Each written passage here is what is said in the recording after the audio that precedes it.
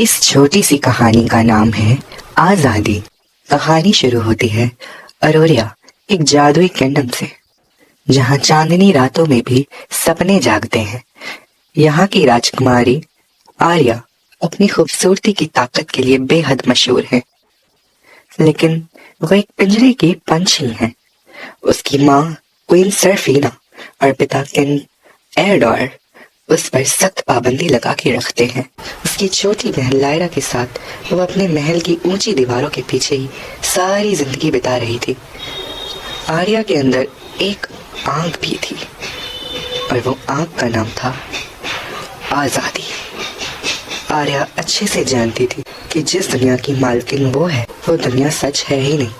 इस दुनिया के बाहर भी एक दुनिया है जो इस पिंजरे से बेहद खूबसूरत है, लेकिन उसे इस पिंजरे से बाहर निकलने के लिए बहुत मुश्किलों का सामना करना पड़ेगा। वो ये बात भी जानती थी। खैर, चले अब कहानी में आगे बढ़ते हैं। एक बहुत खूबसूरत दिन आता है क्वीन एंड किंग के लिए। ये दिन क्वीन सर्फीना और किंग एरडोर के लिए बहुत खूबसूरत दिन था, क्योंकि वो अपने मन मुताबिक राजकुमारी आर्या की ताजपोशी कर रहे थे। उस दिन दूर दूर देशों के राजाओं को, राजकुमारों को, राजकुमारियों को आमंत्रित किया गया था।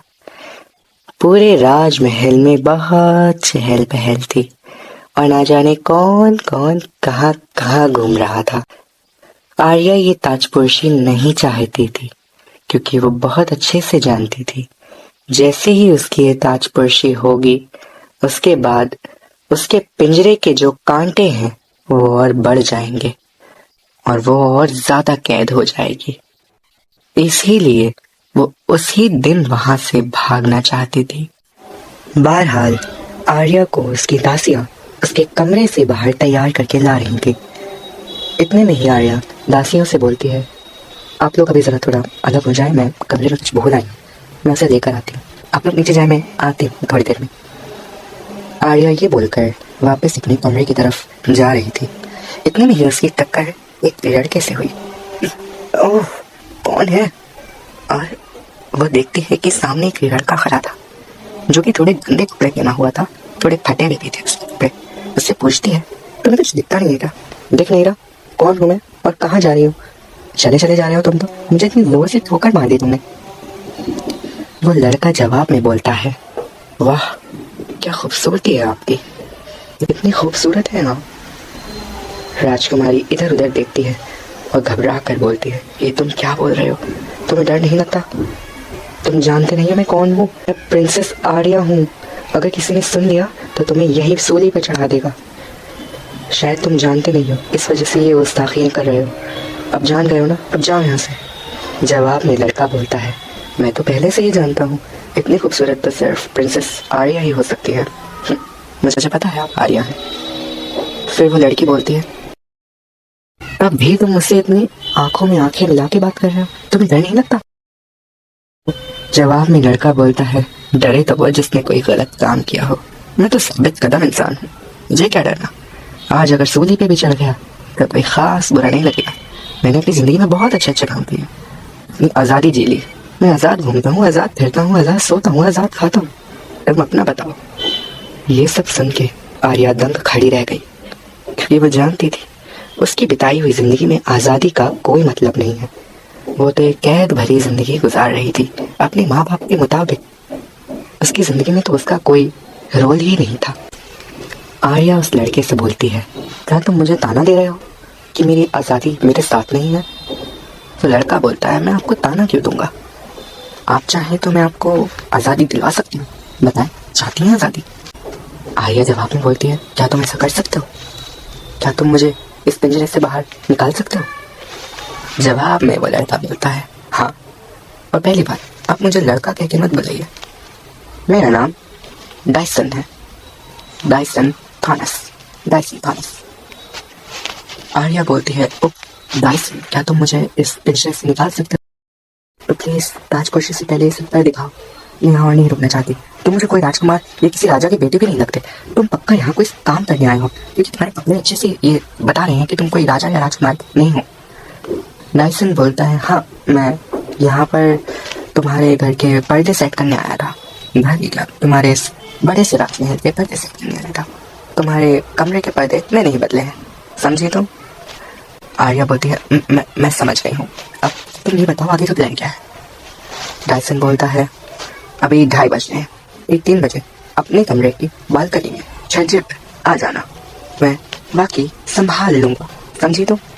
आर्या बोलती है, मेरे पास सिर्फ 1.5 घंटा है। 1.5 घंटे बाद मुझे ताजपोशी के लिए बुला लिया जाएगा। तुम जो करना है करो। अगर आधे घंटे पर मुझे 3 बजे तुम यहाँ से सच में निकाल लोगे तो तुम मेरा दिल जीत लोगे। प्लीज मुझे यहाँ से निकाल दो। ये सब सुन के डायसन मुस्कुराता है और आर्या के कंधे पर हाथ रख के बोलता है, फिक्र मत लो, जो तुम चाहती हो वैसा ही होगा। तो अपने कमरे में 3 बजे आ जाना और छज्जे पे खड़ी हो जाना। और हाँ, ये बड़ी बड़ी ये फ्रॉक्स, ये अजीब से कपड़े पहन के बताना, थोड़े ढंग के कपड़े पहनना, जब भागने में आसानी हो। समझी तुम मैं क्या कहना चाह रहा हूँ? आर्या हामी भरती है। जैसे ही 3 बजते हैं और आर्या अपने छज्जे पर जाती है, वो देखती है कि एक लंबी रस्सी टंगी हुई है तीसरे माले से जमीन के लिए, और रस्सी पर डायसन लटका हुआ है और उसके छज्जे तक पहुंचने वाला है। डायसन छज्जे तक पैर रखते ही आर्या को आवाज लगने वाला है। इतने में आर्या बोलती है, मैं यहीं हूँ, आवाज मत लगाओ। वो आर्या का हाथ पकड़ता है और बोलता है, तुम्हें मुझ पर भरोसा है? आर्या बोलती है, अभी के लिए तो सिर्फ तुम पे ही भरोसा है। मैं भरोसा है तुम पे, मेरा मतलब है मैं तुम पे भरोसा करती हूँ। अब मुझे यहाँ से उड़ा ले चलो। डायसन उसका हाथ पकड़ के बालकनी के दूसरी तरफ से अपनी तरफ उसको उछाल कर ले आता है। ये तुमने क्या किया? मैं तो गिरी जाती। समझ गई। डायसन बोलता है, इतने में ही कर दें, अभी तो हमें नीचे भी जाना है। डायसन ने मोटे मोटे ग्लव्स पहन रखे थे और पैरों में भी। उसने वो ग्लव्स से रस्सी को टाइट से पकड़ा और वहां से पूरी ताकत से फिसलने लगा। आर्या उसकी गोद में थी, एक हाथ से रस्सी पकड़ी हुई थी और तेजी से नीचे फिसल रहे थे। फिसलते फिसलते उनके पांव जमीन को लग गए और वो नीचे ठीक ठाक उतर गए। वहां से थोड़ा सा पीछे सैनिक होते हैं जो राजमहल की रक्षा करते हैं, लेकिन वहां से उनको सैनिक नहीं देख सकते था, इसलिए वो लोग नदी से बोट पर चढ़कर नदी पार एक गांव में चले जाते हैं, भागते भगाते। इतने में ही दासियां आर्या के कमरे में पहुंचती हैं और पाती हैं यहाँ तो आर्या है ही नहीं, पूरा कमरा टूटा पड़ा है और आर्या की राजकोषी के जो कपड़े थे वो भी वहीं पड़े थे। दासियां घबरा जाती हैं और जल्दी से आर्या को ढूंढने लगती हैं। वो पाती हैं कि आर्या कहीं भी नहीं है और बिल्कुल घबरा जाती हैं। खैर, ये सब देखने के बाद वो जल्दी से क्वीन सेफीना के पास पहुंचती है और उन्हें सारी बात बताती है। क्वीन सेफीना उसमें से एक दासी के बहुत जोर काटते हुए आती है और बोलती है, क्या ऐसी चीज नहीं संभाल सकती? कहाँ गई वो? कहीं वो यहाँ से भाग तो नहीं गई?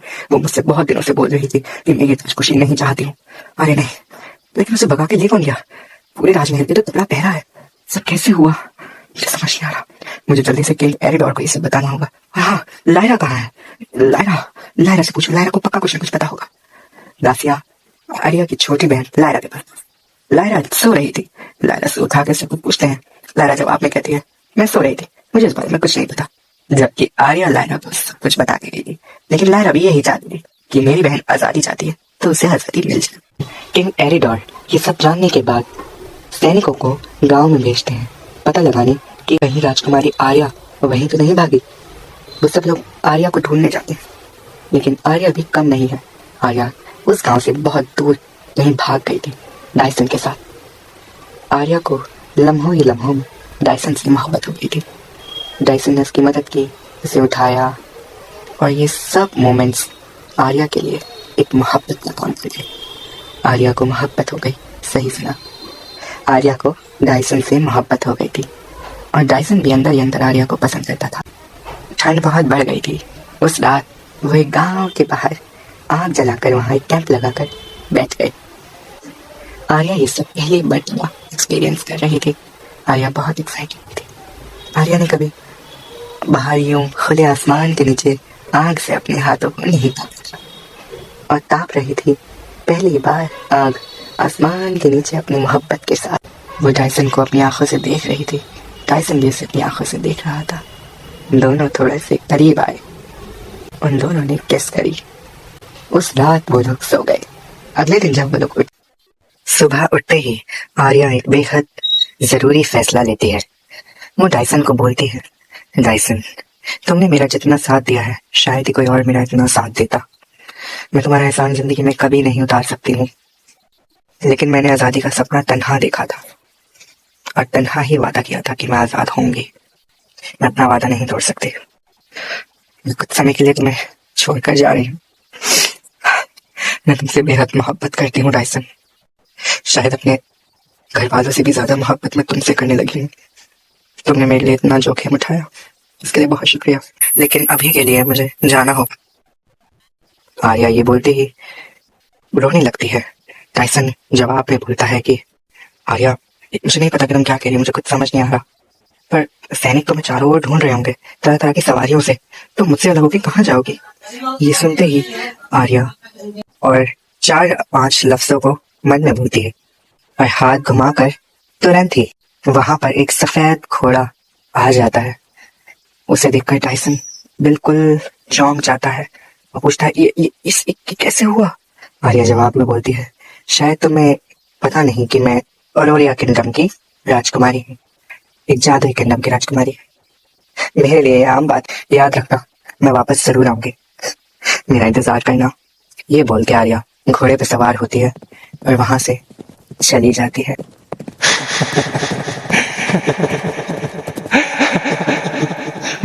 मैं आजाद हूँ। अब मैं आजाद हूँ। सुना तुमने अमोर, अब मैं आजाद हूँ। 8 साल गुजर चुके हैं। अब तो अरोरिया किंगडम में आर्या का कोई चर्चा भी नहीं होती। सैनिकों ने आर्या को ढूंढना बंद कर दिया है। डायसन आर्या को काफी याद करता है, लेकिन आर्या कहाँ पर है? ये जानने के लिए अगर आपको ये कहानी पसंद आई है तो इसके दूसरे पार्ट के लिए कमेंट बॉक्स में यस बोलिए।